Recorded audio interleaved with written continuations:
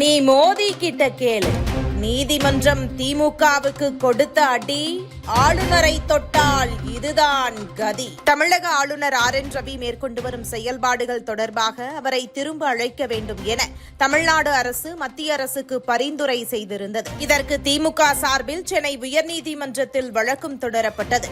இந்த வழக்கில் ஆளுநர் தனது பதவியை மீறி செயல்படுவதாகவும் சட்டமன்றத்தால் நிறைவேற்றப்பட்ட பல்வேறு மசோதாக்கள் ஒப்புதல் அளிக்காமல் நிலுவையில் வைத்திருப்பது மாநில நிர்வாகத்தில் பெரும் தடையாக இருப்பதாகவும் புகார் கூறப்பட்டது. திமுக அரசுக்கும் ஆளுநர் RN ரவிக்கும் இடையே நீண்ட காலமாக பதற்றமான சூழல் நிலவி வருகிறது.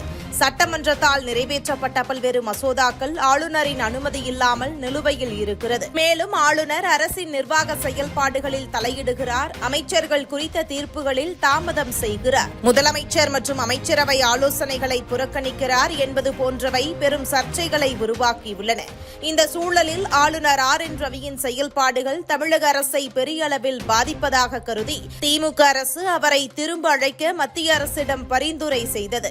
இதற்காக ஆளுநரை மாற்றி வைக்க வேண்டும் என்ற கோரிக்கையுடன் சென்னை உயர்நீதிமன்றத்தில் வழக்கு தொடரப்பட்டது.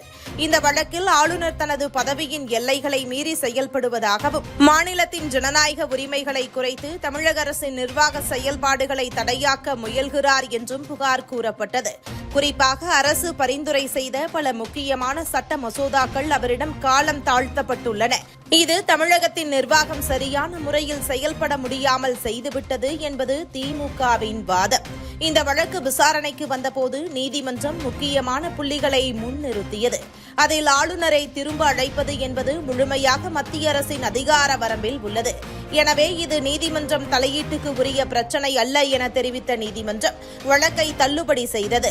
இதனால் திமுக அரசு எதிர்பார்த்த தீர்ப்பு கிடைக்காத நிலையில் ஆளுநருடனான மோதல் இன்னும் தொடரும் சூழல் ஏற்பட்டுள்ளது. சென்னை உயர்நீதிமன்றம் வழக்கை தள்ளுபடி செய்தாலும் திமுக அரசு இந்த விவகாரத்தை மத்திய அரசிடம் தொடர்ந்து அழுத்தம் கொடுக்கும் வாய்ப்பு உள்ளது. இதை எதிர்த்து சட்ட ரீதியாக மேல்முறையீடு செய்யும் வகையிலும் ஆளுநர் பதவியின் அதிகார வரம்புகளை மறுபரிசீலனை செய்யும் விதத்திலும் அரசியல் நடவடிக்கைகள் இருக்கலாம். இந்த விவகாரம் தமிழக அரசியல் வட்டாரங்களில் பெரும் பரபரப்பை ஏற்படுத்தியுள்ளது. ஆளுநரின் அதிகார வரம்பு, மாநில அரசின் தன்னாட்சி, மத்திய மாநில உறவுகள் ஆகியவை மீண்டும் மையப்புள்ளியாக மாறியுள்ளன. இதன் பொலிட்டிக்கல் அவுட்கம் என்னவாக இருக்கும் என்பதை காலம்தான் சொல்லும். இந்த நிலையில் முன்பு ஒரு பேட்டியில் முதல்வர் கூறியிருப்பதாவது, ஆளுநரை மாற்ற வேண்டாம், அவர் இருப்பது திமுகவுக்கு தான் சாதகம் என்று பேசியிருந்தார்.